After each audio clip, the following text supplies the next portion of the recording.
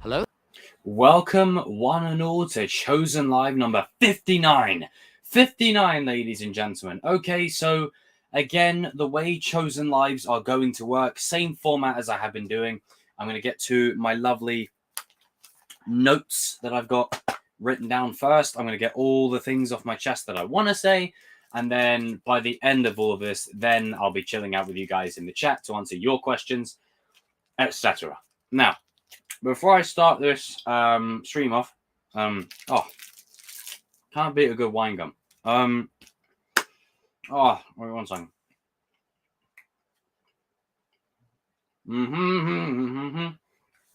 Okay, I want to start right out the gate by saying spoilers ahead.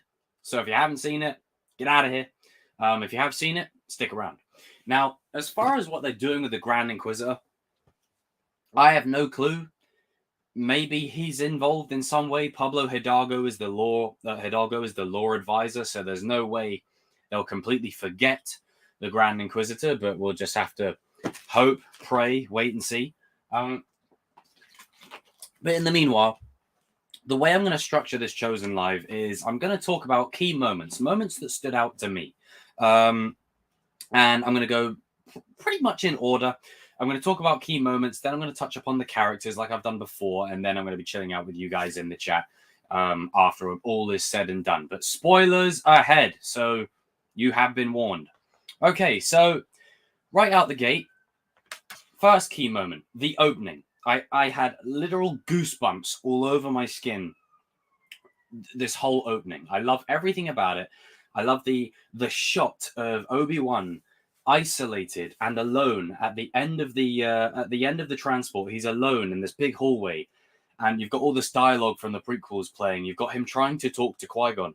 There's all this dialogue playing back and forth, and the line that Obi-Wan says to Qui-Gon, "He's coming," as Anakin is getting constructed into the Vader suit.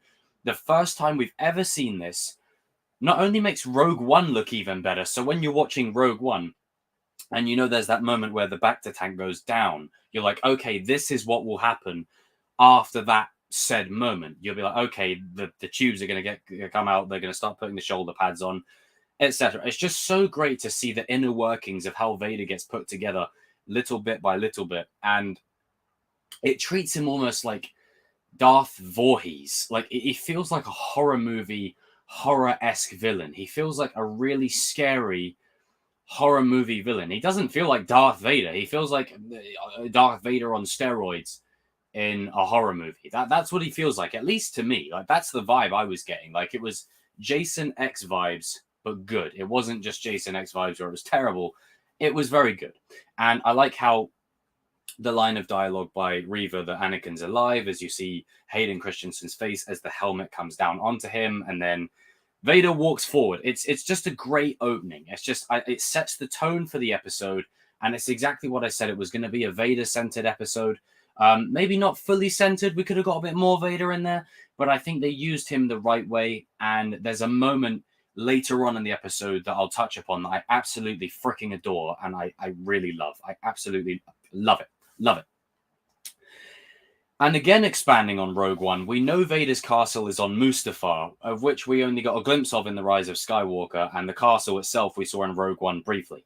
But I like how the castle is built over where he was born and Anakin essentially died. Like, there's a great thing there. But it does feel a bit strange to see him sitting down at a throne. It's quite weird, but it makes sense. You know, when I saw that concept art that was revealed a while back, I was like, okay, Vader's talking to a hologram while sitting on the throne.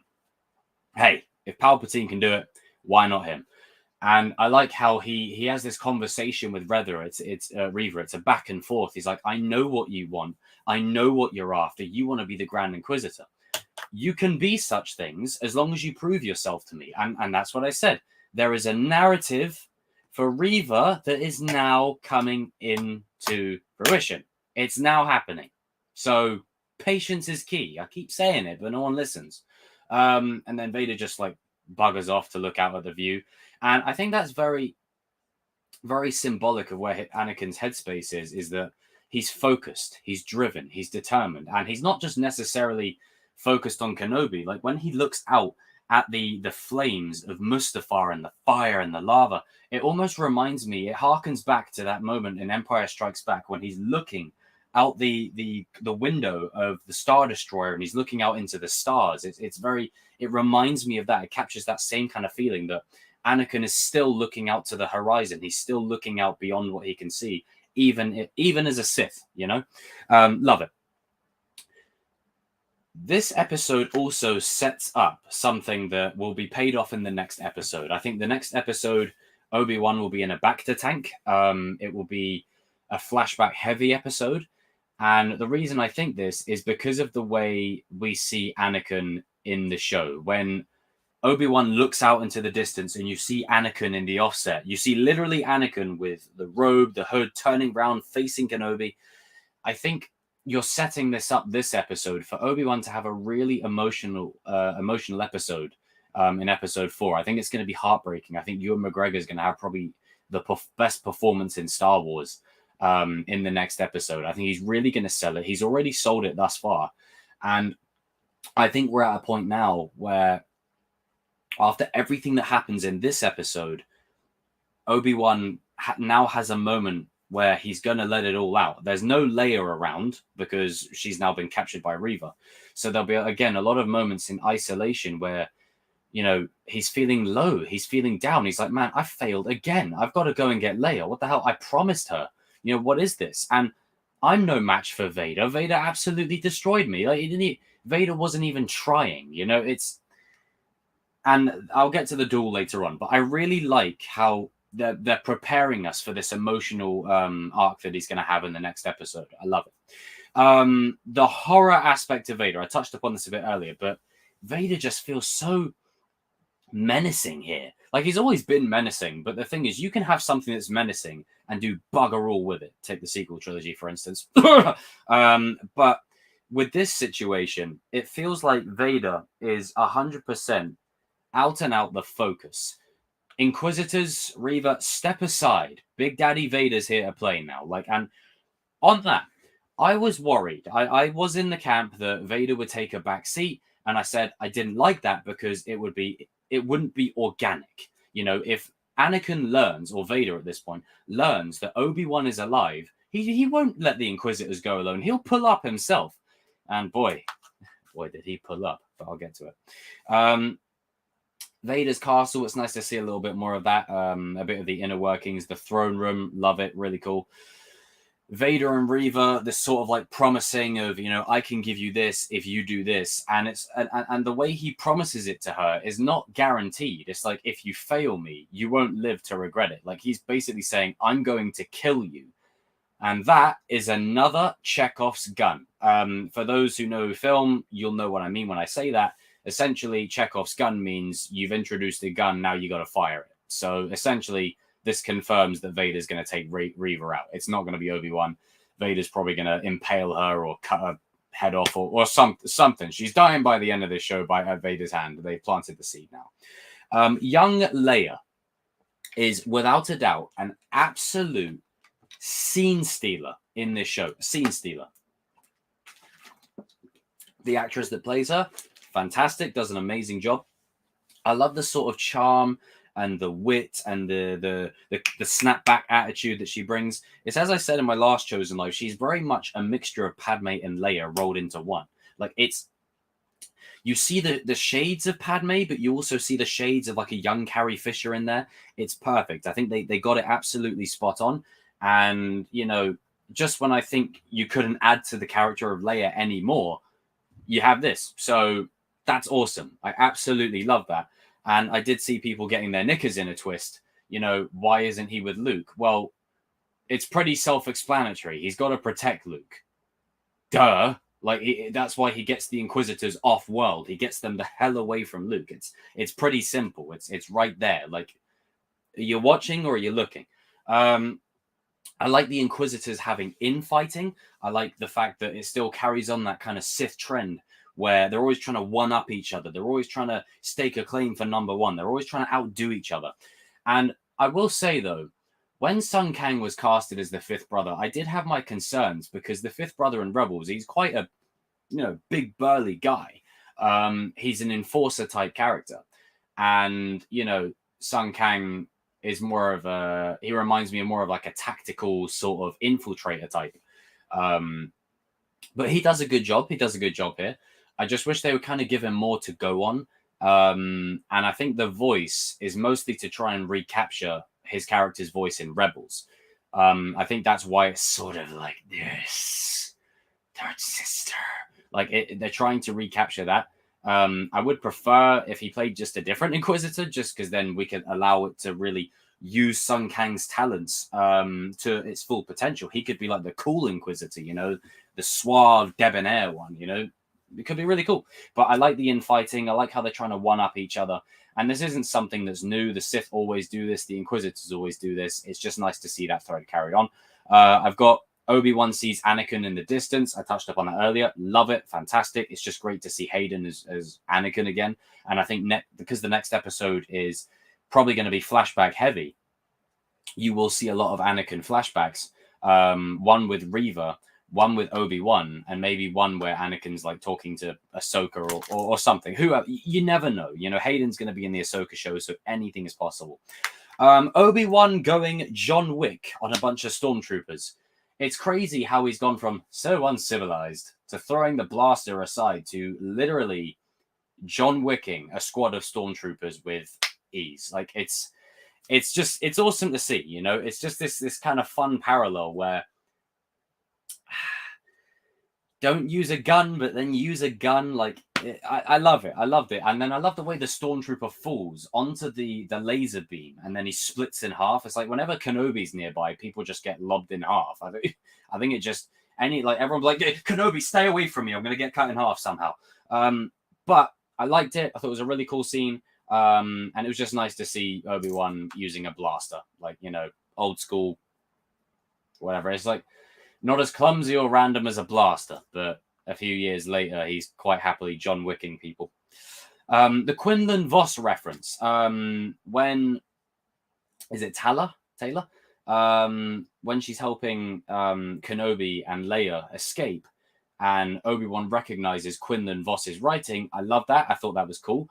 There's actually a retcon to the story where in the Phantom Menace, where Sebulba is sat at the sort of cafe area and Jar Jar's got the whip whoopie in his mouth and you go whip whoop.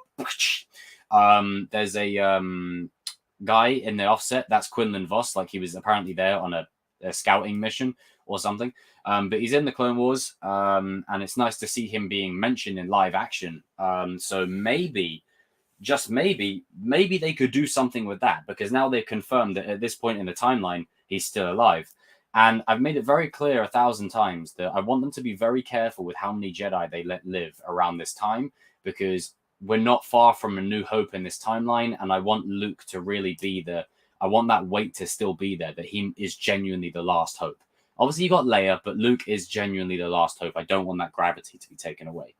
Kenobi and Vader feeling each other through the Force. This is like Rey and Ben levels of connection here. They can both feel each other through the Force instantly. It's just a case of where are they? And it adds to the line in A New Hope when Vader's like, I said something, a presence I've not felt since. And then he just fucks off for no reason. But I love the way Vader enters the scene. I was fanboying hard. I absolutely lost it, because the way the scene plays out, you've got the Inquisitors in the offset. And I'm like, okay, Kenobi, he's falling side to side and he's fainting and whatever. And he's in a state of shock. But the thing is, I'm like, it's just Inquisitors. Why would that make you, oh, shit. Vader's here? Oh, let's go. Because I remember I did say this, that if Vader even learns for a second that Obi is still alive, there is no chance in hell that he lets him walk, like he lets the others to go and do the job for him. There's no way. Vader will pull up himself. Vader will get there himself and say, hey, whoa, Inquisitors, you go and do the lackey behavior. This is my fight. You go and do Operation Clean Up and Sweep Up. Kenobi's mine. He's my kill.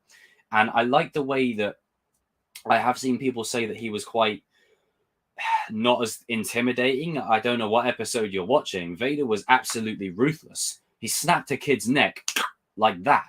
He grabs a bloody dad, strangles him, right? The kid comes out saying, leave my dad alone, kills the dad, kills the son, bloody grabs a woman from the side, drags her along the floor. Like, he at this point in the timeline, Vader is not he's not like angsty Anakin anymore, where he's, trigger happy and he's just throwing his lightsaber here, there, and everywhere and showing off. He's setting the tone. He's making an example because he knows Obi-Wan can see him. He knows Obi-Wan can feel him. This is his way of taunting Obi-Wan. This is his way of saying, Obi, are you going to step in and help these guys? All right, I'm going to snap someone's neck. I'm going to drag this woman along the floor. I'm going to, there's that. Are you there? Are you there?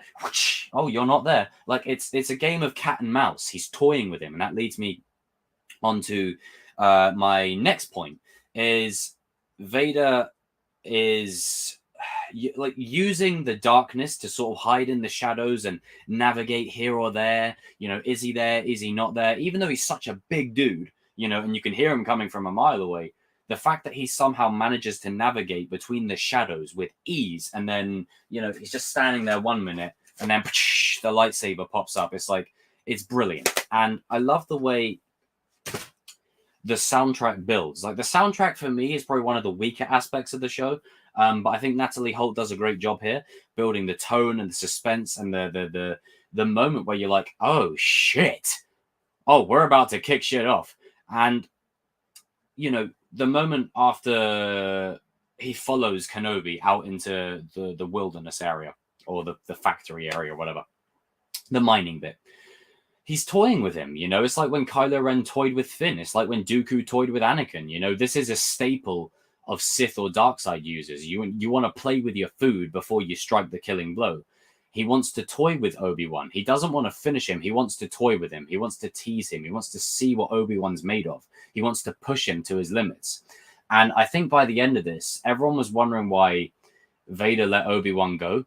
I think it was because, one, he wants Obi-Wan to suffer a slow and painful death. He wants him to suffer badly. As we see, when he burns Obi-Wan, he's not brutal enough. He throws Obi-Wan in fire. Like, what more do you want him to do? You want him to start, like, cutting off kneecaps and stuff? Like, he's throwing him in fire and he's slowly burning him to a crisp. Like, he wants him to feel every ounce of pain that he felt that night on Mustafar when he burned to a crisp himself. And he even says it himself, this is only the beginning. But also, there's another part of me that thinks maybe Vader's disappointed. Maybe Vader expected Kenobi to be putting up more of a fight. There's a great line in here where he's like, I am what you made me, yada, yada, yada. He's like, the years have made you weak. It's almost like Bane from The Dark Knight Rises when he's like, peace has cost you your strength. Victory has defeated you. It's like that, where he's teasing, he's taunting him. And if anything, I did say there would be two duels. We're going to get one at the end of the show and one like now. I thought this would have been episode 4, but hey, we got it now. And I think Vader's way of saying, look, come back to me when you want to fight properly, because I'm not, this is like killing a mouse. Like, I can kill you slowly and I'll enjoy it, but I'd rather you put up more of a fight. Like, I'm talking Mustafar levels of dueling going on. So essentially this duel here was more like Return of the Empire Strikes Back, where Vader was toying with Luke. He's playing with his food. He's teasing him. He's throwing all these objects at him. And the minute Luke gets a blow on Vader's shoulder pad, Vader's like, okay, I've had enough. I'm taking your arm off. Like, that's what it reminded me of, is where Vader will toy with them until they start really pushing him. And I think there's going to be more moments like that, where he tries to push Kenobi, and then Kenobi's like, okay, I've had enough of this. And then they throw down. And the next time they throw down, it's going to be so sick. But Vader's toying with him. He burns him. And the shot of Vader looking at the flames and the flames like sparkling in his eyes, I loved it. I loved it. I thought it was so good. Visual storytelling, where it's like, you remember how I said earlier, when Vader gets off his throne and he's looking out into the distance on Mustafar from his castle, and he can see the flames and the lava of Mustafar. It's almost like he's never not, seen it. It's almost like he's never left. It still sticks with him, if you see what I mean. It's almost quite heartbreaking in a way, because Obi-Wan has been replaying this moment in his head on repeat for a decade. And the same can now be said of Vader. Maybe he's been replaying this moment in his head on repeat for a decade. Now, the line in Return of the Jedi where he's like, Obi-Wan once thought as you do, makes me think that Obi-Wan is going to try and reach out to Vader before they duel one more time. They're going to have another interaction. Not a duel, a conversation. It wouldn't surprise me if it's via hologram or via the Force, where he tries to reach out to Anakin and he says, listen, Anakin, come on. Padme believed in you. You can still come back to the light side. Come on. There's going to be a moment like that to recontextualize that moment and pay it off as well in a very emotionally satisfying way. So when you watch Return of the Jedi, you have this information in mind and you're like, oh, shit, Obi-Wan really did try. Out of the 3 episodes that we've gotten, this is by far my favorite because it just gets right to the point. And, I was able to understand why it took 3 episodes to get here because they had to set it up. They had to take their time. It wasn't just a case of, okay, let's throw this at the wall, see if it sticks. It's like, no, we had to take our time and build it up properly. And build it up, they did. They built it up well. Now, it doesn't mean this is a perfect show. There are problems I have with it, such as the acting is a bit off in places. The dialogue can be a bit wonky. Sometimes the storytelling in and of itself is a bit 50-50, but by and large, I really enjoyed this episode. If I was to pick any critiques, I'd say maybe the soundtrack could have slapped more, but the soundtrack's just kind of my thing because I think John Williams would have absolutely nailed the score for this, but with these shows and stuff, they're really trying to give spotlight to other composers, and I think Natalie Holt does a great job, especially in the scene when Vader arrives. The tension and the score's building to that crescendo as Vader starts toying with people all around him, and he starts using them as bait to lure Obi out. It's perfect. I even love the shot where Obi ignites his blade for the first time, and I did say that would happen as well. That the first time Obi-Wan ignites his blade in this show is when he comes face to face with Vader. He ignites his blade, and he's like panicking. He's losing. He's looking this way. He's looking right. He's looking left. He's looking forward. Like and you hear that boom, boom, and you've got that close-up shot as well of like the tip of the blade, like this, the tip of the blade aiming that way and then that way, and the blue is lighting up Ewan's face. It's covering him in the blue, and then you've got this dark, shadowy figure covered in red coming at you from the other side. Like visual storytelling, I love it.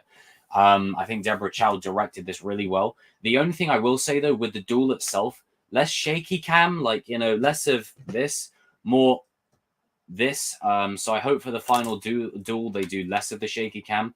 Maybe the shaky cam was to convey the tension of how scared Obi-Wan is, how terrified he is of what Anakin has become. And maybe it's just a way to sort of recontextualize that and sort of be like, hey, this is how Obi-Wan's feeling in this moment. But the duel that they have in presumably the final episode will be epic. It will be balls to the wall action. And I think, there'll be more steady work at play there because there is an end goal for the characters in sight. And we're at the end of the show. Time to wrap it up.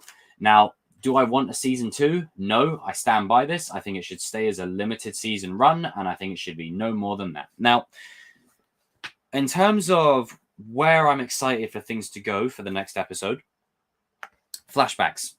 I want flashbacks. I want Obi-Wan in the bacta tank, replaying some memories of new footage, stuff that we've never seen. Maybe use that deleted scene of him and Padme. Maybe him reflecting on the friendship he had with her and, his promise to Padme and now she's dead. Maybe a flashback scene to him and Anakin in their early days. Maybe you could get Padawan rat tail braid Anakin back. You never know. You've got Tamora Morrison now. Maybe you could have a flashback to Captain Rex and Ahsoka. Like that would be awesome. It would really fit the tone of the show. Then you've got Leia and Reva. Now, I think this is where Reva's story is starting to come in. I think Reva isn't going to redeem necessarily, but she's going to have a redemptive quality. And I think that redemptive quality is Leia. I think Leia is going to get through to Reva. I think Leia is going to say something that connects with Reva. And the reason I say this is because Reva's story, the very first Order 66 flashback that we got at the start of this show was, and I really hope for an Order 66 flashback with Anakin, please, slaughtering Jedi properly. Because we haven't really seen how they met, seeing Reva interact with Anakin in an Order 66 setting, again, recontextualizes it. But I think what's going to happen is Reva's going to look at Leia and be reminded of herself and how scared she was being surrounded by all these soldiers and lightsabers and weapons. It's going to put her back into her younger self to the point where she starts questioning, man, is this right? Is this worth it? Or maybe it's not that at all. Maybe she ends up questioning herself because of it, but then she doubles down, and maybe her ambition is her downfall. That's one of two ways. It's one of those two ways that it's going to go for me. I don't really see any other way it can go. I think it's either going to be a traditional Hollywood redemptive death, where maybe she does something before she dies, or she's going to double down and just be an out-and-out villain from beginning to end. Like, yeah, all bets are off. You never know. The droid, also shout out to the droid that was in this episode. He was really cool. A person, a few words, not really saying much, but he was awesome. I like how, even though he doesn't say anything, when the stormtroopers are approaching him, he has the hammer right behind his back, ready to clock them right in the face. K2SO vibes from Rogue One there. But yeah, overall, my favorite episode of the 3. Really loved it. I rewatched that fight scene between Obi-Wan and Vader countless times now. And that's mostly all the notes that I have in particular to the characters and the story and where it's going. But I really enjoyed this episode. I think it was solid. I think it's the best out of the 3. And, I know people are still critiquing it already as well, saying, hey, it didn't live up to my expectations and whatever. And to that, I say, you can have your expectations, but is anything going to live up to your expectations, Star Wars fans? Like, me included.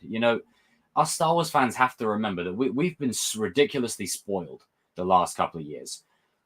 In some ways more than one, and in other ways we've, the certain company has taken a big steaming, right on top of us, if we know who they are. So I understand this, and it's as I said in my video yesterday. I understand why there's outrage. I understand why people on both sides are pissed off. I understand why people on both sides aren't happy. But my point was that, we should start celebrating why we love Star Wars more. And I don't know, maybe it's a fever dream, maybe it's just a pipe dream even, maybe it's just the Captain America self-righteous arsehole I am. Wanting things to be better, it's, I don't know, like I want better stories and I want better characters, but I don't want anyone upset or hurt in the process. We can be better than that. Because even like some of the comments I'd received on that video, I mean, I put it this way, I deleted about maybe 15 because I got some shit sent my way. So I don't know if any of those people who have commented this will see this. But just know that, I have my issues with the House of Mouse too. I do have my issues with the House of Mouse as well, particularly with Goofy sitting there going, sitting there smoking a joint, while Mickey Mouse is like discarding Star Wars everywhere without really much care, So please instill that before coming at me. That wasn't my point. My point was, the actress is just a human and we can be better. It doesn't need to resort to this all the time. It really doesn't. But I just wanted to throw that in there because, I touched upon this yesterday in a full-on 20-minute rant. But now I'm a bit more clear-headed. I'm able to give a more articulate answer. I'm less in my feelings. And I don't know, with situations like these, I just think it's important to remember why we love Star Wars in the first place. And I don't want to sound like I'm policing the fandom, because at this point, the Star Wars fandom, for the most part, is a toxic cesspool of dog shit, where it's not going to work. Like, there's a video that Hello Greedo did about fandom on the internet, and it perfectly describes being a Star Wars fan. It's like, Porgs are the new Jar Jar Binks. It's like, Rose is stupid. it's like Rogue One's gonna suck. It's like, Rogue One is the best Star Wars movie ever. Like it's all these hot takes from like 50 million people coming in at once, and we're at a point now where Star Wars has an inclusion problem. And I don't mean diversity and inclusion, I mean just generally inclusion. You've got the original trilogy fans, you've got the sequel trilogy fans, the prequel trilogy fans, you've got fans of episodes 1 to 6 and nothing more, you've got Clone Wars specific fans, you've got Bad Batch specific fans, Rebels specific fans, Games specific fans, Legends specific fans. There's so many types of fan in Star Wars. It's so hard to cater to each and every one. And yes, this show, I will admit, has been a bit disappointing here and there thus far. Like, it hasn't really lived up to what I wanted it to be. That's me being real. But this episode gives me hope for the next couple of episodes that we've now on the steam train. Let's, woo choo choo, woo woo. Let's keep it going, Let's keep riding this wave. Don't stop, don't falter. And I think maybe the next episode you might have Qui-Gon interacting with Obi-Wan, something that we've always wanted. And I think it's now more important than ever because Obi's going to be even more broken than he was before. Like, Vader physically decided to toy with him, and it's almost like Anakin was disappointed that Vader didn't put up. Anakin was disappointed that Vader didn't put up. You see what I did? Anakin was disappointed that Kenobi didn't put up more of a fight, But Ewan McGregor's performance in this, it just sells it, man. It just sells it. Ewan carries this. He really does. 66 comments, so execute order 66. But yeah, I don't know if any people who've seen that video are watching at the moment. But me, I'm a very balanced individual. I like to hear all points of view. It's important. And we are in a time where diversity, inclusion, representation, it's all important. But as I said, distinguishing and discerning the difference between where it's genuine and where it's forced is so important. But the point I was trying to make was that regardless if it's forced, it doesn't warrant you going after someone and attacking another human being like that. It's how many times have we got to go through this cycle? That's why I brought up Hayden Christensen and Jake Lloyd, because it's like they're white and it happened to them. It's that same thing. Hayden Christensen, Jake Lloyd, Ahmed Best, Kelly Marie Tran, Adam Driver, Daisy Ridley, John Boyega, Moses Ingram. Like, the list is freaking endless. Like, it's so many. Where's this cutoff point of maybe we can be better? And people will say, oh, write good characters and good stories, and then I won't care if it's forced. Yeah, but you can't use that's a subjective opinion. You can't use that as the benchmark for whether you agree with forced inclusion or not, And I've long railed against forced inclusion because to me it feels like you're ramming something down someone's throat. You're not doing it in a genuine manner. You're not doing it in a way that's authentic.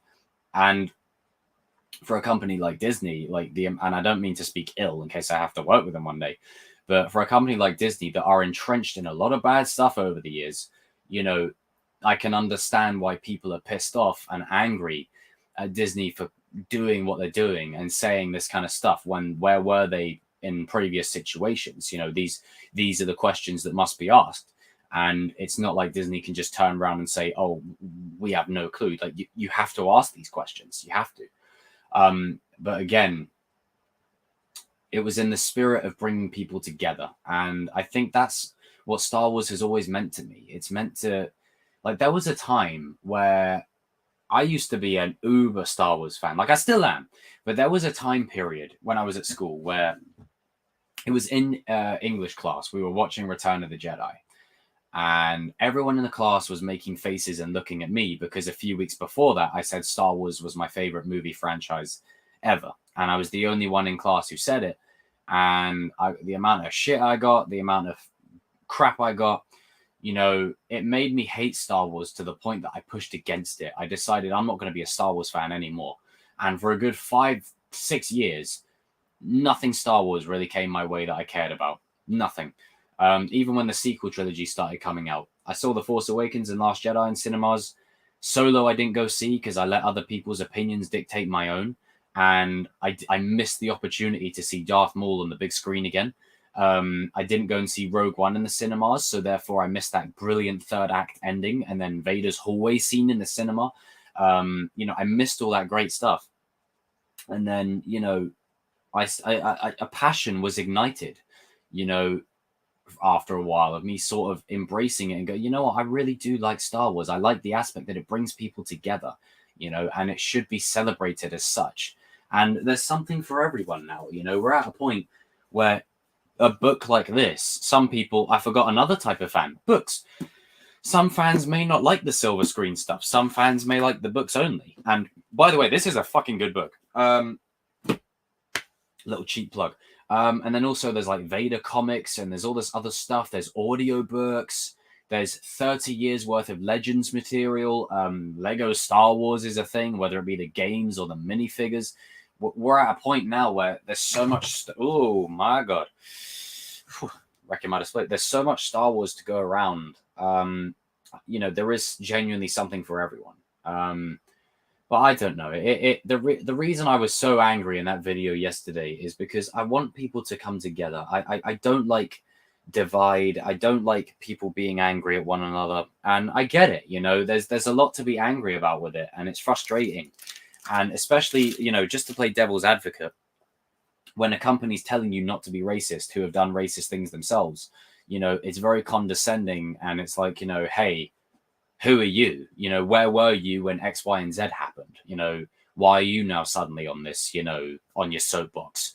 But then you also get the flip side of that, where it's like, just because a certain type of person is in a movie or show doesn't always make it political. It's the reaction from the surrounding sphere of, like, the surrounding influence that makes it political. And that's the most kind of heartbreaking thing about it. And this is why for a little while I didn't enjoy talking about Star Wars, because anytime you put an opinion out there, even people who like the sequel trilogy, like they dare speak up, because the amount of shit they get, like, I loathe the sequels. Let's just put that out there for anyone that thinks I'm a shill. I loathe the sequel trilogy. I did not I like it, and I can watch those movies because I'm a fan. But ultimately, I didn't like what they did with the legacy characters. The treatment of Finn was horrible. The bait and switch with Rey, and then not knowing what the hell to do with her character. Who is she? Making a big deal of it. Killing off Snoke was the dumbest thing I've ever seen in my life. In the initial moment, it was epic and it was insane. But it was like, why'd you do that? Why did you do that? Kylo wasn't developed at that point to be a big bad. Why'd you do that? Then you've got moments where you've got a lot of like political commentary. And hey, political commentary, and this is a bit of a newsflash, it's been in Star Wars since the beginning. Look at the original trilogy. That's basically, the Empire are basically the Nazis. If you want me to put it bluntly, they basically are the Nazis, and the rebellion are resistant soldiers rising up to fight oppression. Like, it's there. If you're just choosing not to see it, or you're blind, one of the two. Then in the prequels, George was never shy about his politics. Never shy. He often voiced his displeasure at a lot of things. And the Trade Federation, right? Go back and look at articles. The Trade Federation dudes, the Viceroy, Gunray, and them lot that stand around going, this is getting out of hand. Now there are two of them. We should not have made this bargain. Don't they look awfully... if don't they look awfully, just saying, George has never been shy about his politics at all. So politics in Star Wars have always existed. You're just choosing not to see it. Now, my problem is, yes, there can be politics brought up that you don't like. You're entitled to that. I'm not taking it away from you. But I think it's important to be able to discern the fact between what is an opinion and what is statement and fact and truth. And the thing is, when it comes to politics, the one thing I'll say about the Phantom Menace, right? It taught me from a very early age that most politics stuff is bullshit. It's crap. It's pathetic. Because at the end of the day, there's always some evil bad guy dictator that comes in and takes over everything while everyone's busy arguing over petty shit. It's tough. I'm gonna spat that out then. It's tough. And I know I've gone on a bit of a tangent, but this is all connected, I'm a massive Star Wars fan, always have been. And I know people say it all the time, like, oh, I'm a big Star Wars fan. It's like, I genuinely am. There was times where it would be my lifeblood as a kid. it would be the only thing I would watch. You know, I would watch Phantom Menace and Attack of the Clones on repeat. And then I found out about the original trilogy. Then I'd watch them. And I'm like, oh no, my hero's going to fall to the dark side? What is this shit? And then I watch Revenge of the Sith and be depressed as hell. But Star Wars was always my happy place. You know, you could go to a galaxy far, far away and explore with these characters, you know, these larger than life characters. And what was so cool about it, and the appeal, is characters like Han Solo, Leia, Luke. They're not that larger than life. They're in every staple of storytelling. But the fact that they were just like regular people thrust into this journey was always awesome to me. But, you know, I think with the way things have been the last few years, you know, any kind of point or critique or fanboyism of Star Wars is met with so much backlash and opinion after opinion of other opinion. You know, it becomes such a toxic mess to talk about it. That's why I for a long time was unsure whether I should start talking about Star Wars again, because it's I have a personal fandom attached to it, and you know, I don't want that to be ruined again. You know, I know some people will say, oh, but you shouldn't let the others' opinions dictate. True, I even say that. Don't let me or anyone else tell you what to think or feel. But when you constantly hear this negative shit, you're like, man, why? What's the point? You know? I mean, I was very vocal about my displeasure with Doctor Strange 2. I was very vocal. I said the Illuminati were a flipping joke. I said Doctor Strange was sidelined in his own movie. Scarlet Witch took over the whole movie more than she should have, and her villain role wasn't earned in that sense, and neither was her redemption. But I was fair. I said Elizabeth Olsen knocked it out the fucking park with her performance. The visual effects were off the damn chain. The horror element was well done. The movie was beautifully shot, beautifully directed. There were great moments in terms of script and dialogue.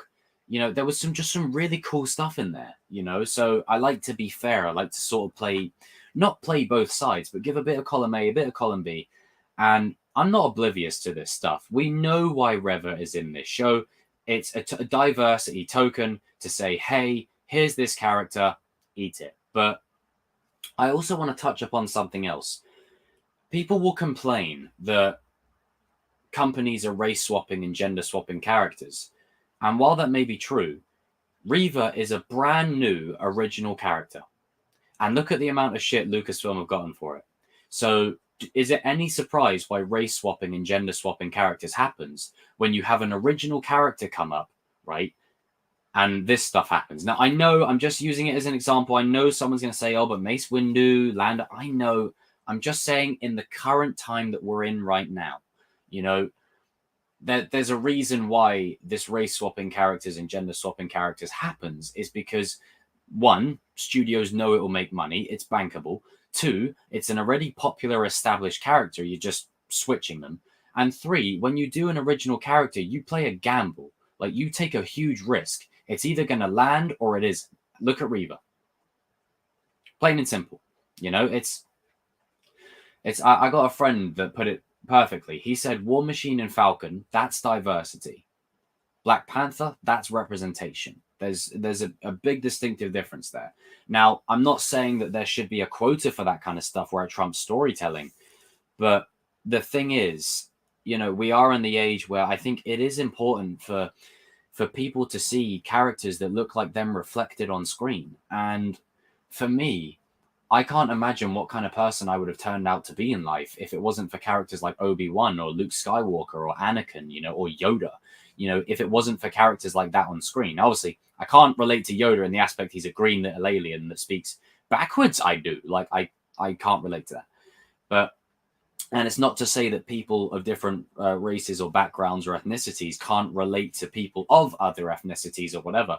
But there is an emotional connection when you see someone that looks like you on screen. That's why when John Boyega was cast as Finn, there was a massive deal about it, because it wasn't like, I mean, look, Lando was a lead in the original trilogy, but he was brought in Empire, and then he was only in Empire from the second half on, and then in Return of the Jedi as a lead.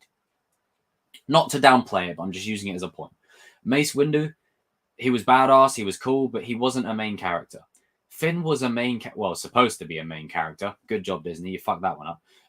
He was supposed to be a main character for all intents and purposes. And it was a huge deal. And again, there was that massive reaction from both sides where it was like, okay, why is there a black stormtrooper? Yes, we've got diversity and representation. Yes, we've got a black king versus, oh, here we go, Mickey Mouse pandering. Like, you see, it's just this constant in both sides. And it's just like, and then you want to find that middle ground, that common ground where you're kind of trying to please both. And it just doesn't exist. It's either way, someone's going to be pissed off or upset. So part of my video yesterday was to try and instill some nuance and context and say, hey, people will give Disney shit for not standing up for John Boyega or whoever.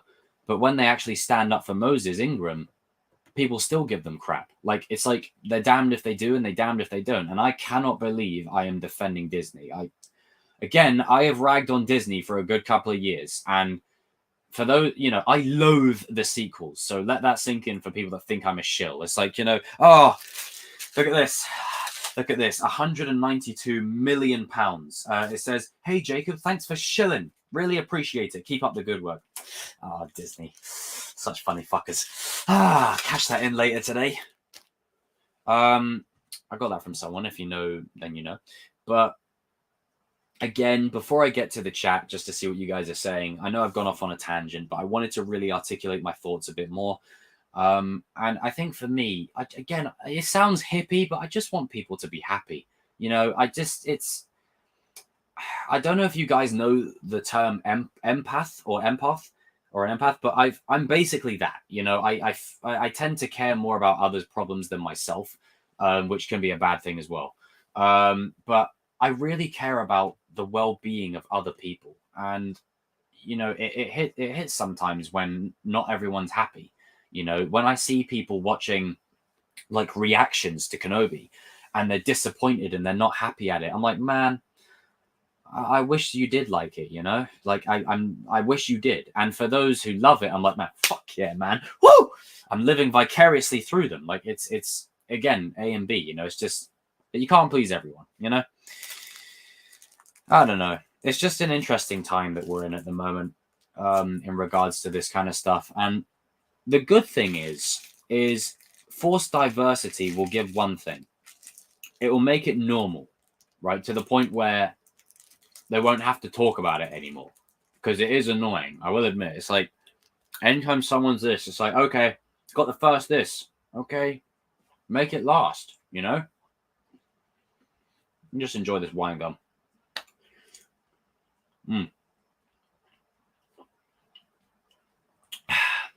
Okay, but yeah, thank you for everyone who stuck by with me for 48 minutes. I really appreciate you guys. But I just need to get that off my chest just to articulate it a bit better now that I've calmed down. Because I don't know. I guess it's just a me problem. I don't know. Let's get to the chat and let's see what everyone's saying. Wow, I got 100 messages to catch up on. Jesus. All right, Chosen Vader Owner. What's up, dude? Juicy. Luke, my brother. Jacob's late. Yes, he is. Fashionably late. Hey, Lisa. Now that's what I call pod racing. Yo, Cody. What's up, brother? Lee, how are you, man? How's Rocky? Juice. What's up? What's up, Darius? Wine gums are amazing. Yes, they are. The episode was something else. Oh, it was. I'm watching it again right now. Like, he fucking throws Obi-Wan in the fire. I love it. I know, it felt like a Vader slasher film. It felt like a horror movie. Mitchell White. Oh, first time I've seen you in the chat. Welcome. Welcome to the space. Everyone welcome Mitchell. 21st Century episode was great. Mustang, what's up? Sense 2 times. Yo, guys. What's up, Sensei? Darth Vader was terrifying. Hey, KO, what's up? Didn't expect Obi-Wan versus Vader. I know. Like, it's a treat. I really like that we're getting 2 fights. She felt out of place in episode 2, but I enjoyed her here. Yeah, like, I mean, Reva was great in this one. And I think that's just because she was less of a role. But her role is going to be strong because the first 2 episodes set it up. Vader wasn't putting in any effort. No. He was one-handing him. He was teasing him. He was toying with him. Vader is back and Star Wars fans are complaining that he ain't menacing enough, which I understand. I mean, I get it, but he's toying with him, you know? He's toying with him. He's playing with his food. Vader was merciless. I remember people complaining episode 2 was too light. What? Wow. Wow. See what I'm saying about you can't please everyone? Straight up killed the husband and children in front of the mother. I know! He's choking the husband. The son comes out. He kills the husband and then snaps the dude's neck. Like, what more do you want for... Jesus. People seem to get sliced in half around Kenobi. Yep. Yes, they do. It's like a curse. Imagine Vader meets Leia in one of the episodes but doesn't announce he's her father for obvious reasons. I mean, yeah, that could be dope. Nice little scene between them. Hello there. Hey, Stuart. I enjoyed Hayden this episode. Dude, I fucking loved the bit where Kenobi looks out in the distance and Anakin just turns around like that. Oh, I love it. Vader was scary. Yes, he was. Scary as hell in this episode. The tension when he appeared was just mad. I know. Oh, man. I need to talk to you about this, Stu. See what you thought. Vader was toying with Obi-Wan. He wants to torture him. Could have killed him at any point. He thinks Obi-Wan deserves worse than that. He lets him go so he can put up a better fight next time. You're damn right. It's literally Bane from The Dark Knight Rises. He's like, peace has cost you your strength. Victory has defeated you. The shadows betray you because you belong to me. Also, I'm going to watch the Bad Batch trailer before I end the stream. I watched it twice, but I want to break it down a little bit. Hey, Army Man Life, what's up, dude?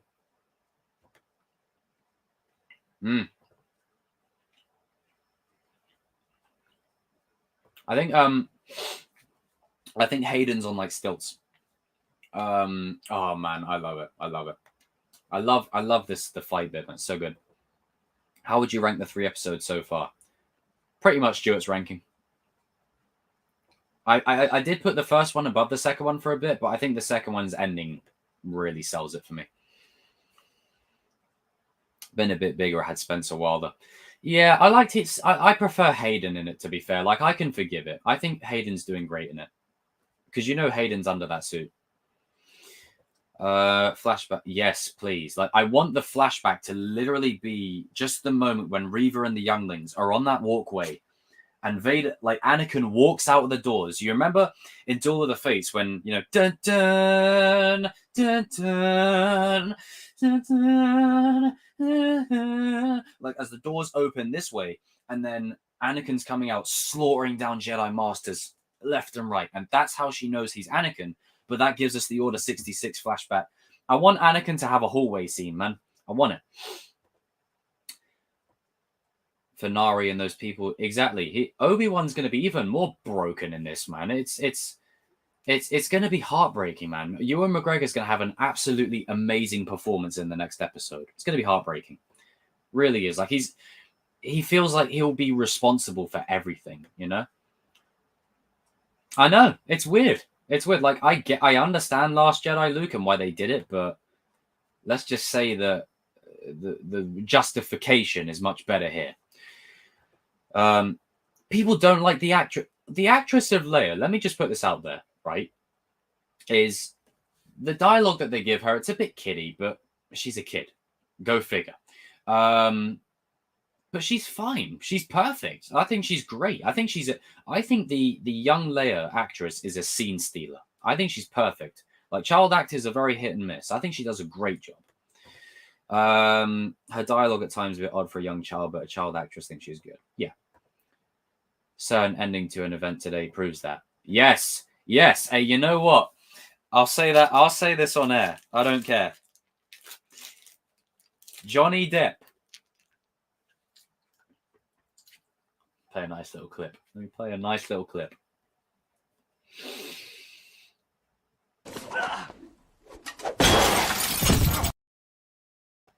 Yep.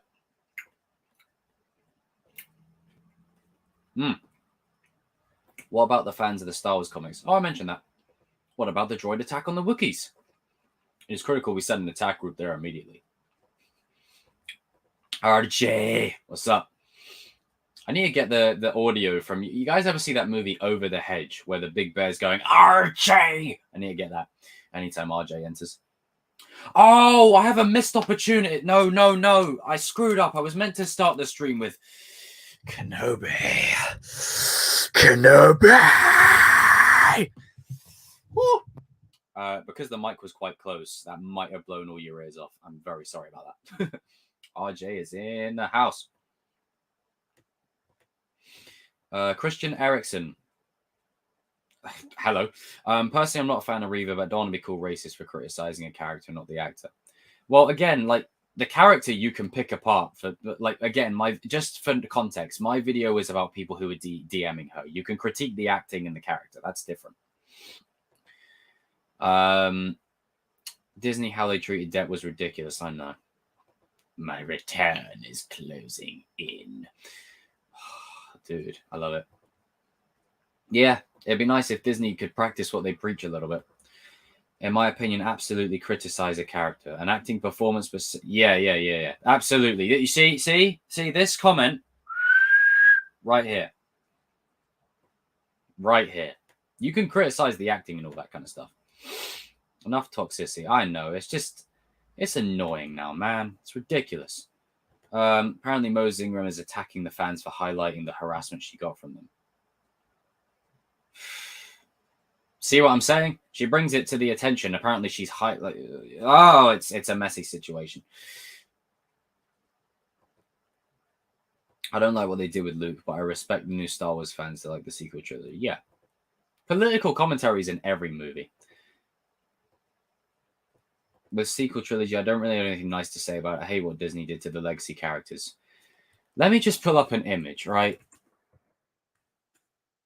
And this is something that actually depresses me and makes me sad. And this is something that it breaks my heart, man. Shit breaks my heart.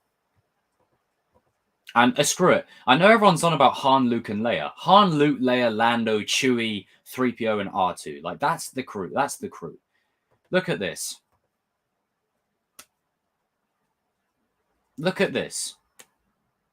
I just... See? Fucking heartbreaking, man. Heartbreaking. I really wish they'd do that. But too late. People get so caught up with what they love in pop culture, they don't know how to... Yeah, it's... They let their emotion cloud their judgment, which is ironic in many ways, because do they watch Star Wars? What's Anakin's downfall? Yeah, I agree with that. Star Wars divided the fandom since 1990. Oh, it's been divided since before that. It's just more louder now. Since the prequels came out, Lucas suffered a lot. Yeah, well, I mean, Star Wars fans made Lucas sell it, you know. And I'm so happy that people have come out. And I love this shot of Vader here with the flames on his helmet. I fucking love it. Mwah! Mint. But, you know, people made George Lucas sell it, you know. And then they were like, oh, you suck. You don't understand Star Wars, even though he's the guy that fucking created it. Stupid. You know. And then they basically cornered him into selling it, not doing it anymore. And now we got all this. So you're welcome. Ask and you shall receive, Star Wars fans. Yeah, Doctor Strange too. I know this is the thing, Tristan. Like this is the thing that I was saying earlier, is that everyone complains about race swapping and gender swapping characters, but you have to look at it from the business perspective. It makes sense, because when you do an original character like this, look at all the fucking shit that comes with it. Like, it's, see what I'm saying? Like, there's two sides to every story, you know? I can't believe I'm defending Disney though. Man's Linda,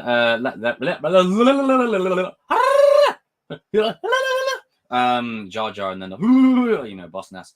Lando May still got shit, but not a lot of people. Yeah, you'd have to write into newspapers back then. I have an emotional... Yeah, T'Challa is the man. Until COVID, never really paid attention to Star Wars. It was till COVID I watched Star Wars from episode 1 to 9 in order. Now that's what's up. Good man. Finn should have absolutely been the main character of the sequels, because the thing is, they based his story off of Kyle Katarn, who is an ex-stormtrooper that defects and trains under Luke. Hey, I love this display picture. Darth Vader was a boss in this episode, as always. I love this display picture. It's just the straight face. Hey, you get a video for that. You get a video for that. I need to play something. There you go. You saw a big doo-doo this time.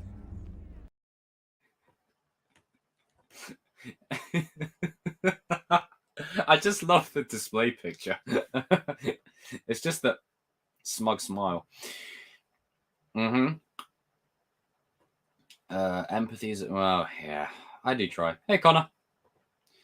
Yeah, I try. It's just the straight face of the character. Ooh.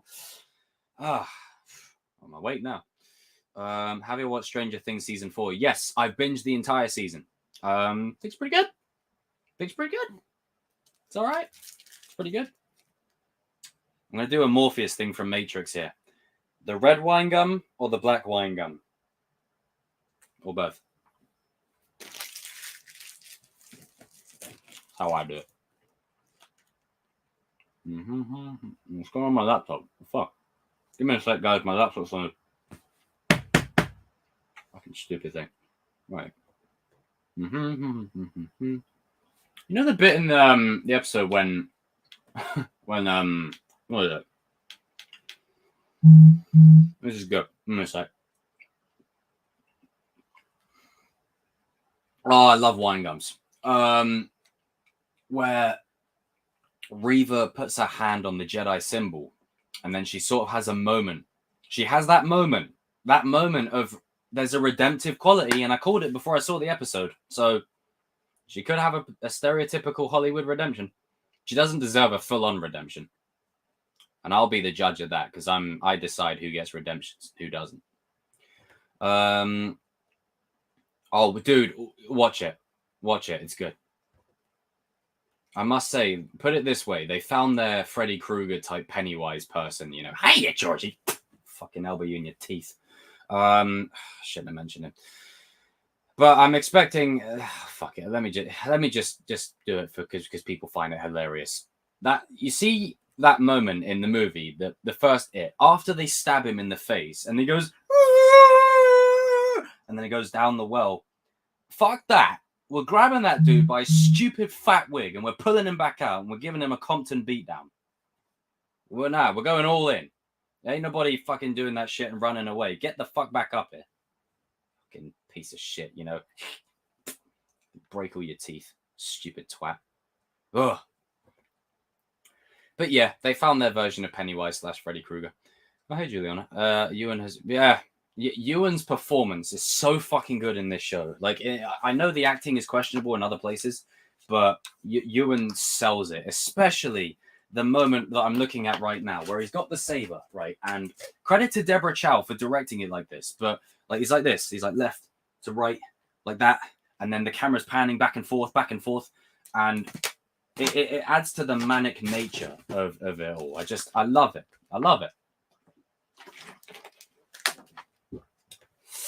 I adored the music during the duel. Really reminded me of Williams' ostinato and frantic rap. That's a good point. It's a good point. Why? That clip always kills me. It kills you. It's so long. We got 3 hours. Shit. Johnny Depp. That's my man Johnny coming through. Tried to use the system against him just because I mean, we know why. I don't want to harp on it, but we know what Mrs. Amber did. Stupid fucking. You suck. Justice is served, you fucking. Oh, I love it. Oh, the smell. I love it. But also, it's good because it will open up conversations and dialogue. And forgive me, guys, and I'm a bit behind in the chat. I have like 100 messages to catch up on. It will open up conversations and dialogue about how this shit happens to men too. You know, that is thoroughly important. Where it's like, okay, yes, happens to women, I know, but it happens to men too. Like, men go through this as well. And I'm hoping this opens up that dialogue. And you want to know why Johnny Depp won? before it was even announced he won, because he said he didn't even want to be there for the verdict. He just wanted the truth to be put out there, the story to be told, or not the story, the truth to be told, and go on about his life. You know, that's all he wanted. Major respect. Oh, over the hedges, top tier stuff, man. Kenobi. I needed that clip, man. Should have started it with that. Damn. Hey, Denzel, what's up, my dude? Like, dude, I freaking love this episode. Should have had that. Evan. That picture is what should have been in episode 7. Maybe they'll remake the sequels. Nah, don't do that. The kids that grow up with the sequels now, I didn't want the prequels taken away from me when I was a kid. I wouldn't do that to the kids today. You know, it is what it is. Give it the way I see it. Give it time. People will soften with the sequels. Give it time. I'll still have the same feelings I have, but you know, be all right. Hey, Shamoon, about to watch it. Talk soon. Get the hell out of here! What the hell are you doing? It's spoilers. Get out of here, you donut. Go and watch the episode, then come back here. Yeah, come back here afterwards. Jesus Christ. I haven't just spoiled you the whole damn thing. Vecna is better. Vecna is a better Carnage. Facts. Absolute facts. Carnage is a fucking shit show. What the fuck was Sony doing? Another great episode. It was written brilliantly again. Directed great. Pacing was good. One or others thing. I mean, I love the reveal at the 30-minute mark, right? When Kenobi's looking through the window and Vader pulls up. I was just like, oi. Let's fucking go. Like, I'm like, he's like, you know what? He's like, step back. I got this. Stay over there. It's like, fucking, yeah, he went full on Arnold Schwarzenegger on it. He was like, you know, get back. This is my fucking show. I'm going to kill Obi-Wan. Now I'm going to stick a saber in his throat. You ever remember, any of you guys ever see Kindergarten Cop? You remember when he says the line, we're going to play a game. Who is my daddy and what does he do? We've got 20 people watching right now. Smash that like button, ladies and gentlemen. You're going to talk about Stranger Things 4 on Sunday? Yeah, I'll talk about it. Do you think them confirming Obi-Wan has a brother? Dude, I forgot about that. Thank you for bringing that up, Dash. When they said Obi-Wan's brother, I was like, oh, Anakin. Oh, wait, hang on. He had an actual brother? Like, that makes... I'm just at the bit where Vader goes, snaps the kid's neck, for all those that say he's not brutal enough. You watching the same thing? That makes it even more heartbreaking. The tragic heartbreak between Anakin and Obi-Wan. It makes it even more heartbreaking that he had an actual brother. Like, man. Also, it's funny Pennywise died by hurt feelings. He wouldn't survive social media. Could you imagine Pennywise doing live streaming? He's like, hey, I'm streaming Call of Duty. It's like, fuck you, you ugly bastard. I'm off to the airport, so have a lovely tube. Oh, sugar cakes. Oh, fly safe, bro. Fly safe. Hey, everyone raise a toast to Luke in the chat, man. Fly safe, you. We'll be getting them gym gains when you come back, sir. Talking about Over the Hedge, the movie with the animals. Yeah. What movie you think I'm talking about? I recommend Top Gun. Hey, bro, I should be going to see that tomorrow. So, oh man, I can't wait. I looked at this behind the scenes thing. They shot with real jets and practical and I love it. By the way, in case you're wondering, I got half of my script done for my superhero movie I talked about. Good. Keep it going, dude. Don't stop. Johnny versus Disney. Truth wins in episode 3 with... yeah. And King has arrived. How does Reva know Vader? Okay, so the way episode 1 opens up with the Order 66 flashback and the clones run in, gun down the Jedi and whatever. Reva is one of the younglings. Now, what I was saying earlier is that on the walkway that they're on, not only do we should get a nice, like, Anakin hallway scene. Get a nice Anakin hallway scene, fucking mowing down Jedi left and right. And that's when Reva sees Anakin. That's how she knows. And maybe she's the only youngling that survives. Maybe he spares her or something. But she knows because of that. That's how I think. Where is that Arnold impression coming from? What movie? Wait, which one? Wait, which one? On the Vader moment, to quote Robbie. Let's go, baby. Damn right. Make sure you do that. I was just making sure. Yes, it is. Hey, Dom. Thank you all. Gains when I'm back, bro. Yes, Gains, steak, and a pint.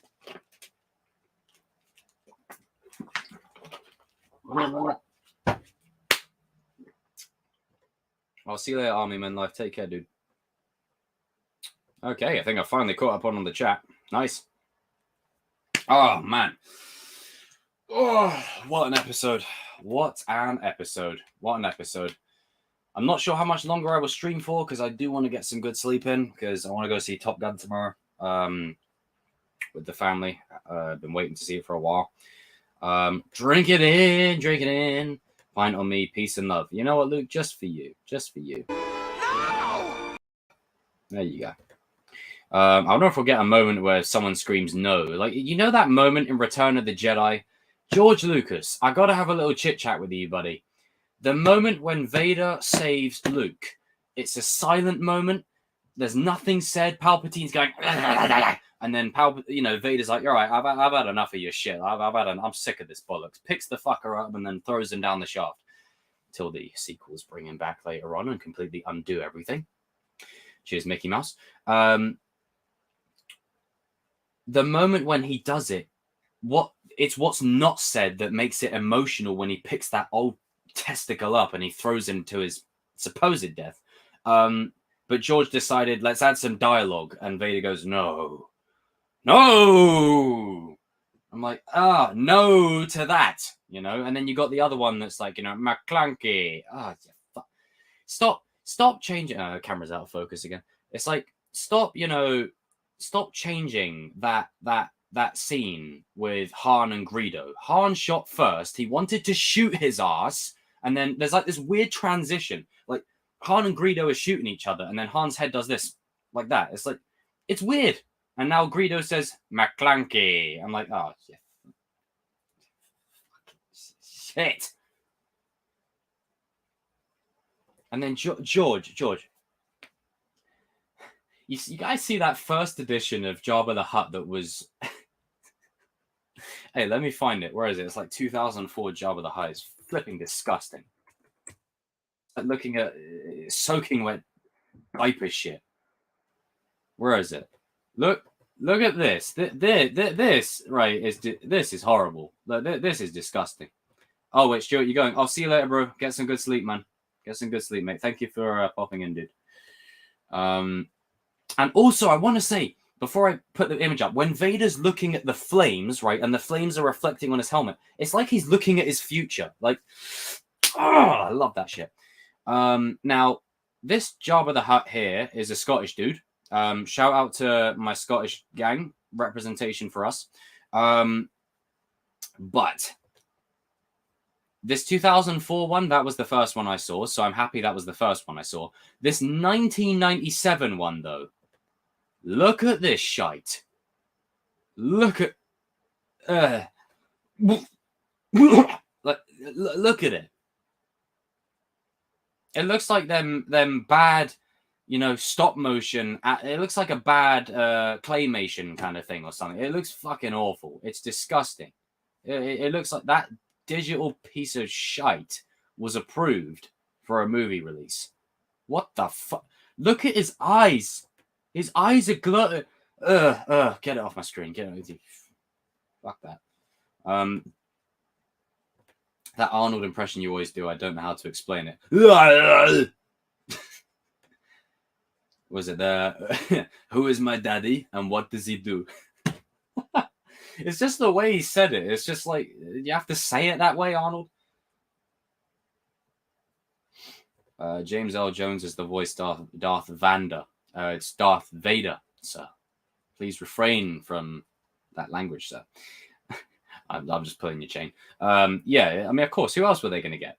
Have you guys heard Vader's original voice? It's unique as hell. I have to get my DVD out with an older version of Return of the Jedi, so I don't have to hear the stupid no. Yeah, that's just a decision that I'm like, George, what the hell are you doing? Like, stop it. See, this is another thing. I love George Lucas, but someone needed to say to him, George, when he sat there going, so I want to show that, Han's not completely the bad guy by having Greedo say McClunky. It's like, George.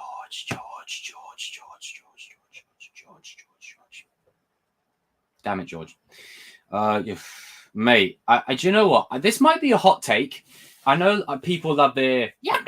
I know people love that song, but because the 2004 version was the one I saw the first time, the special edition. Let me grab it. Oh, Jesus! Stop my knee. Fuck. Where is it? There we go. That one. Where is it? Put it on camera. This bad boy. Mwah! This one here. Had it for fucking years. Essentially, when I saw this one, and let me just get the disc. There you go. Good old Return of the Jedi. Classic. When Vader dies on the funeral pyre and then Luke's burning him and whatnot, and then it transitions to victory celebration and you get a shot of all the planets celebrating. You get like the Gungans celebrating. You get Tatooine celebrating, Coruscant celebrating. And the Coruscant one that I love is you can see the Jedi Temple in the background, but you can also see an Emperor statue being brought down. It's just a great way of bringing it full circle. Now, I know people are very sort of divided on who the real Anakin Force Ghost is. Now, this is where Rise of Skywalker could have done everyone a favor, okay? I said before Rise of Skywalker came out that the way that you handle Force Ghosts, right, is you have Force Ghosts be able to change their age. You have Force Ghosts be able to change their age depending on whatever. So that way, Hayden is still the valid one, but then Sebastian is still the valid one, if you know what I mean. But I'm more partial to that because that ending was fucking beautiful, man. And then the sequels came along. Jumba the pup. It's Jabba, sir. That Arnold growling impression. I've been waiting for you. I'll be back. Fucking Arnie. George's wife literally said, I know George was like, I needed this. Like George's wife is like, hey, no, stop it. The no should have been thought by Lucas. I know it should have kicked in and he should have said, hey, stop it. Han Solo wasn't even the bad guy in the original. He had a gun pointed at him, yet he was quicker. I fucking love the original of that scene. And I'm 1997, born and raised, but the original of that scene when Han just pulls out the blaster, he gets the strap and he's like, bang, one-shots him. That's cold. I love it. Yub-Nub or the new return, the celebration theme. Like, I love Yub-Nub, but I think the placing of the celebration theme, it hit different for me, man. Hey, Mythos, what do you think of the episode? Fucking loved it. How is your cat? Yeah, she's all right. She's just sleeping out there. I don't want to disturb her. But yeah, the episode was badass. Absolutely loved it. Now, let me pull up the Bad Batch trailer. Because I want to... Hang on. I might do it in a separate one, just so that way I don't... Oh, Lukaku's leaving Chelsea. Good. Go. Don't let the door hit your ass on the way up. Redemption, my ass. Now, you know what? I'll watch the Bad Batch trailer another time. Let me just pull up this character again here. This is my boy. This is my boy. Now, the Bad Batch is very average in terms of the show. Like, it has really banging episodes and then a lot of filler. But this dude right here is a cold bastard. This dude right here is fucking mint. If Stormtroopers had accurate shots. So I need to watch that and check it out. I mean, I like Yub-Nub, but I think the celebration theme just hits different. You know, fucking, it was incredible. It's crying. No, it wasn't. I'm not crying. You're crying. Some people complain about the episode. Yeah, that's normal. And that's what I was saying at the beginning. Do you think Vader will be more emotional and angry when he fights Obi-Wan again? Yes, much more. I think he was surprised in this. But yeah, as I said earlier on, I really hope people like this. But I'm at a point now where not everything that comes out Star Wars you're gonna like. So the way I see it, just get on with it. Not everyone's gonna like everything. And for me personally, yes, the show has missed the mark. Yes, the show has had some stinker moments, but overall, by and large, I've been pretty pleased. I've been pretty satisfied, and I think we're entering the peak of this show. Like, I love this moment here that I'm watching right now, where Vader pulls down the case of like the mining crystals. He lights it up on fire, and then he throws them into the fire. Like, what more do you want? The dude's brutal as hell. And also, the Grand Inquisitor will come back. He's not dead. The Grand Inquisitor will come back, and when that happens, everyone will be like, "Oh crap, he's still alive." It's like, yes, he's in Star Wars Rebels. He'll be fine. Reva just probably stabbed one of his lungs. If anything, the Grand Inquisitor might be the one that takes her out. You never know. Oh, there you go. This was unveiled back at where is it? Yeah, this was unveiled right here months ago, and we saw this in this episode. So fucking love it. Vader versus Ben, round 3, go all in. Damn right. What was the first Star Wars film in theaters? I saw Phantom Menace, I think, on DVD or VHS. No, VHS, I think it was. And then I saw Attack of the Clones in cinemas. So hence the Attack of the Clones saber right here. Mwah! Now, the only problem is when I met Hayden Christensen while I was holding this lightsaber was fine and it still worked just barely. Look at it now. Chipped. That bit's busted. It's like my son's been damaged. It's heartbreaking. But I've had it since. I begged and pleaded with my granddad and my mum. I begged them so much. Like, it was around the time I was deciding between this lightsaber and Mace Windu's lightsaber. And the reason I love this saber is because before Anakin gets his main saber in episode 3, this one is very much like a Vader hilt. Like, it's very inspired by Vader. So I was like, okay, this is awesome. Like, this is a middle gap, like connecting the dots. So it was between this or Mace Windu's, especially when I saw Mace Windu pop up with a purple lightsaber. I was like, "Oi, you naughty bastard!" There's a fly literally on my screen. Excuse me. Can you get off? Get off. Can you get off my screen? I don't know where the fly. I don't know if I squashed it or cry. Fuck it. Vader will show his true anger. Yeah, of course. I think he was just more. Aside from toying with him, he was more just confused. He was like, "Man, are you Obi-Wan or are you just some imposter?" Old lightsabers are yes, way better. Like these ones. When I say that you could fight with these, you could fight. Like, you'd break them, but you could fight. New lightsabers, they break in half in seconds. If you're going to buy any sabers, I recommend dueling sabers. Check out the YouTube channel Sem's Nerd. He does a lot of lightsaber breakdown, unboxing, and reviews. Check him out. Like, get a dueling saber. That's what I really want, a proper dueling saber to learn how to duel properly. Did you read the Kenobi book? Which one? Do you mean Old Wounds? Because I read that one. Do you own a replica? Nah. I never had much money growing up, so I couldn't really afford much. So I only got whatever I could. So yeah, I used to make I used to get lightsabers.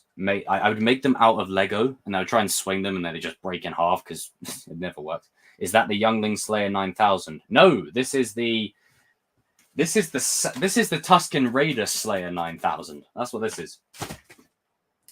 But no, I don't own a replica. Do you own any at all? There's quite a few out there. Let me have a little look on one of the sites, actually, because there's one site that I think was pretty good. I think, hang on. Because there are a lot of dueling saber sites that are terrible. Like, don't, be careful. I think Saberforge. I think is Saberforge pretty good. Because I want to buy a couple of decent ones, to be fair.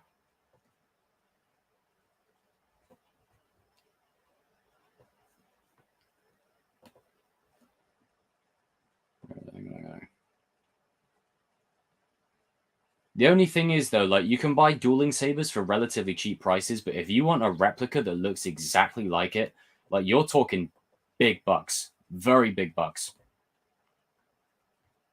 Oh, here's a New Hope one. Oh, I'm jealous.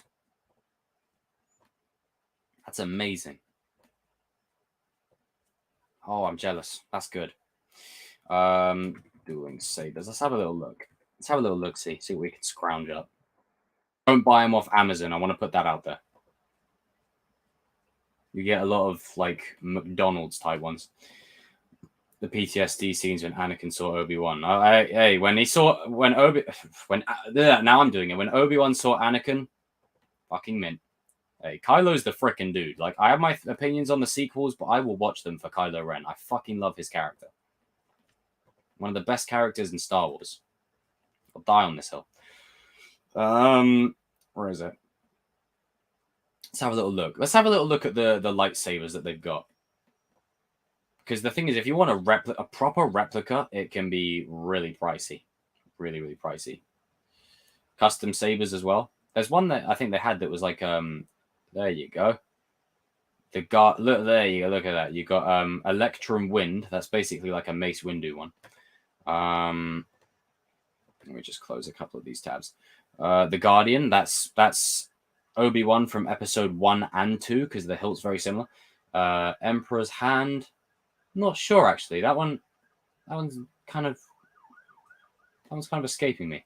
Let's have a little look actually. See some more. Right, Diamond Sabers.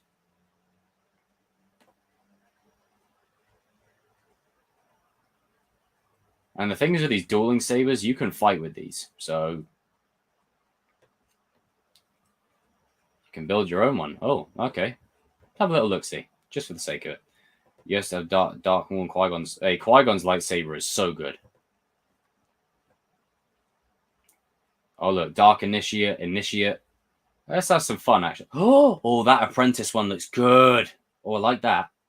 It's like that thing in Harry Potter. It's like the wand chooses the wizard, Mr. Potter. It's not always clear why. Initiate. And then obviously the further... Oh, Maris Brood. Basically from Force Unleashed. Hey, that one's cool. I like that one. But then again, the higher up you go, the more... That's like a Qui-Gon lightsaber right there. The higher up you go, the more you're going to fork out. Menace. They can't call it Darth Maul, but they call it Menace. And that's basically Rey's lightsaber. The Dark Saber. Nice. Ahsoka's lightsabers. It's basically Luke's, that one. Or Obi-Wan's, one of the two. Luke's and Obi-Wan's lightsabers are very similar. I think that's Ki-Adi-Mundi in it. Or is it Ayla Secura? Could be Shakti. And you got the standard Anakin type one. Then there you go. You got more Anakin types, more. Hey, look at that! The chosen one. It's calling me. It's calling me. Kylo Ren inspired ones. Damn, man. Hey, there's some good savers on that site. What's another store? Let's have a little look at another store, just for like curiosity's sake. I'm not going to buy them on stream. I'm just having a little browse. But I just add it to the screen so it immerses you guys in it just a little bit more. All right. Oh, hey, these aren't badly priced. You say 231 quid on this one. Look at this. Oh, look at this one. Oh, I'm a sucker for Luke's lightsaber, man. Look at the hilt.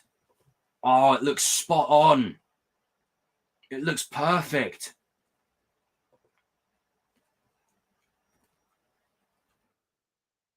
Oh, shit. That look perfect. Basically Darth Maul's blade. Anakin again. Vader. So you get a lot of like replica type ones. You can get some for relatively cheap. Basically Ahsoka's blades there from Mandalorian. Now this right here, the King. I know you'll like this one. The thing is, Samuel L. Jackson in any movie he's in loves to say motherfucker because it's kind of like his thing. And I bet you he pleaded with George. He must have begged George, please, can I say it? No, but you can have it written on your lightsaber. So yeah, on Mace Windu's lightsaber, it literally says motherfucker. And I'm not joking. Seriously, it does. Wait, I wonder, does it have it on this as well? I wonder, just out of curiosity. Probably not. Probably not. Saber looks cool though.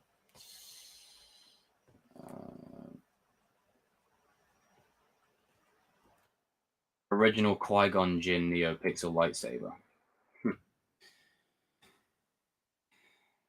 And then the Grandmaster lightsaber. It's basically Yoda's one. Damn, there's a lot of cool ones here, man. Ezra's lightsaber. Shit. Lightsaber replica. It's a little look-see.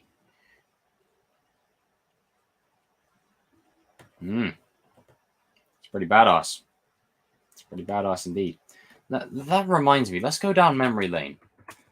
Kellogg's Saber toys. I used to collect these so much. Oh, God. This is a throwback. Oh, this is a throwback. This is an absolute throwback. This takes me back. Are you doing lightsaber shopping on stream? No, I'm not. I'm not going to buy it. I was just having a little browse. Episode 3. Fucking sick. Yeah, Samuel Jackson did talk about that. He was like, "Hey, can I say the lines?" Now, I don't know if any of you guys collected these, but during the time Revenge of the Sith was releasing, they had these in Kellogg's cereals, and I shit you not, I used to eat the Kellogg's cereals much faster and much quicker just so we could get a new box to see what lightsaber was in it. I think I got Darth Vader's, I got Obi-Wan's, and I think I might have got Mace Windu's or Yoda's. I think I only got about 3 or 4. I didn't get the whole set. And I remember people bringing them into school, and we would all like trade and collect, and we would all like, see who had what. And oh man, just great time. Just a great memory. Great memory. Always love Revenge of the Sith. Hang on, let me find some toys, Phantom Menace toys. Let me show you the ones that I have. Where is it? Ah, there we go. These things were sick. I absolutely love these things. These. Now, with these, the cool thing with this, right, was, yes, you get an action figure or whatever, but this little Comtech panel that you put it on, you would have voice lines that play for the character. It would be so cool. Like, I used to just spend days doing it. Like, I didn't have Qui-Gon Jinn, but I had Obi-Wan, I had Darth Maul, and then episode 2 rolled around, and I got the speeder that Anakin uses, and I got one with Anakin with the dual blades. Let me find it. Anakin dual wield toy. I really enjoy using this toy. I just thought it was sick. I was like, man, he's using double blades. Fuck yeah.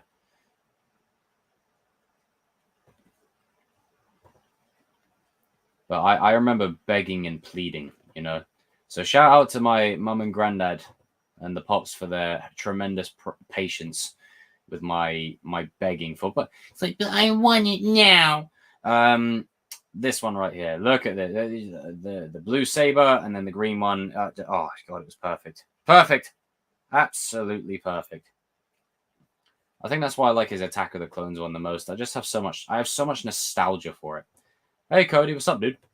Darth Maul saber from Disney World. It can actually split into 2. Wow. Now that's sick. I haven't been to Galaxy's Edge, but I've heard that, you can get some cool lightsabers from the workshop, but they don't, in terms of durability, they don't. Did you guys ever remember a Top Trumps game? A Force FX lightsaber. Oh, I want to get one, Cody. There was a Top Trumps game online I used to play it so much. Top Trumps Online Star Wars. I wonder if there's an image of it. I used to play it so much online. It was an online game on the website, and you would play against the computer. And it would frustrate me if I couldn't make it, if I couldn't win. It would honestly frustrate me so much. Oh, it was annoying. See if I can find the image. No, I don't think I can. Wow.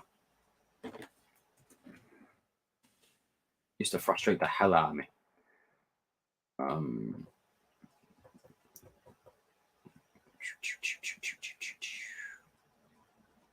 No idea. But yeah, nostalgia. Nostalgia is real. The nostalgia is real.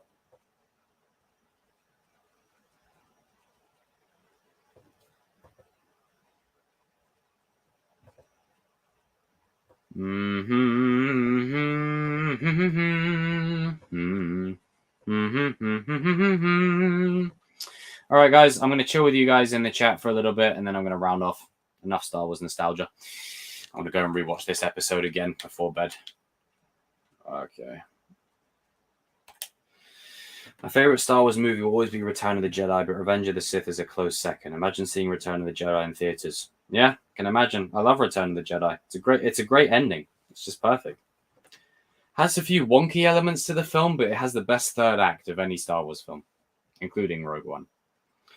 I once did a stop motion project in school, and it was based on the final fight scene from The Phantom Menace. I'm quite proud of it. Damn, I'd like to see that. That's awesome, man. Frankie! Oh, hey, what's up, dude? Long time. I feel like Vader enjoys the game of cat and mouse with Obi-Wan. That's why he let him go. His disappointment. Yeah, he enjoys the game. Like, he's playing with his prey. You know, Obi-Wan didn't give him what he wanted. So far, does this show have rewatch value? Yeah. After this episode, absolutely. If the show continues like this episode, I'll be rewatching it a lot. And that's what I mean. If they knock it out of the park, I don't want a season 2. Limited series, please. Otherwise, I'm gonna.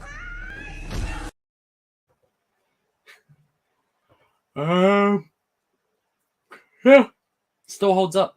I'm gonna go for another 3 more minutes, people. Still holds up even today. So good.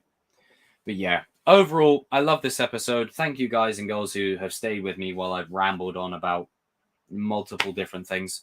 But yeah, you know, it's what I stressed before, is that we can have our opinions on things, but you know, gotta come together, you know? Did you see the trailer for Bad Batch Season 2? Yes. Cody and Crosshair working together? I have a feeling maybe Cody will regret doing it. I think Cody will regret issuing Order 66. I think he'll regret it. By the time Cody realizes, you know, 1, 2, and 3, Cody will die, and that will give Crosshair an awakening. I need to return to my brothers because Cody's going to die without... Cody will die, right? Without being near any of his brothers. How heartbreaking is that going to be? If Crosshair sees that, he'll go back to them. 100%. And besides, the Bad Batch need their sniper. Come on, man. Dark Knight and Rocky Creed. Oh, really? Is it that close? Let me have a look-see. Let me see. I mean, I wouldn't mind doing Rocky. There's like 7 films. Okay, so as of right now, let me pull up the poll quickly. Okay, so we have franchise decider for basically soon. Pirates of the Caribbean's an 18%. Shout out to Johnny Depp. Rocky and Creed 31%. Indiana Jones 10%. Dark Knight Trilogy 36%. Transformers 5%. Damn, that's the current rankings. Finishing Clone Wars. I'm on the season 6 episode where Padme finds out about how Clovis is a dick. But enjoy the episode. Nice. No, he never knew. Like in Empire Strikes Back, he knew, but not in Empire. In A New Hope, he knew, but this show again recontextualizes it, which is good. Take care, 21st. See you, man. Or woman, or dude, person, thing. not too sure.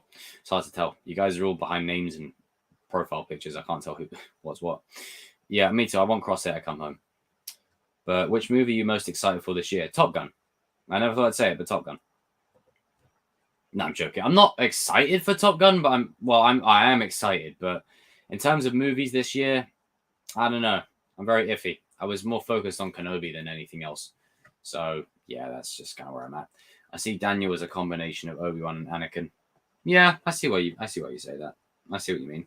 But guys and girls, it's been an hour and 30 of just good time, good vibes, good fun. I was asked this earlier on. Yes, I've binged the whole season, completed it. Mate.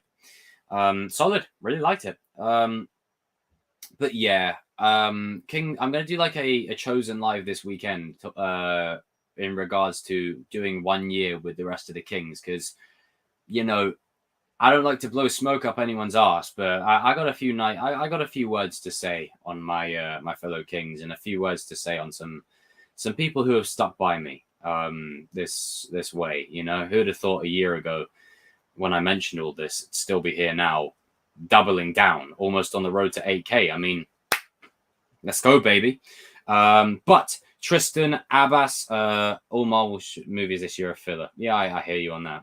Mohammed, cool Game Boy. Chosen Vader owner. 21st, Frankie, Lisa, CVO, King, trust the King, Cody,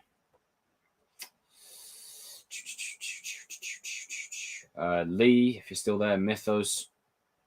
Actually, I think I might play some Lego Star Wars, to be fair, before I go to sleep. Mitchell White, Juliana, Stuart, Luke. And I think that's everyone else up to this point. But you guys take care of yourselves. I will see you all in another stream soon. And one last time, just before I go,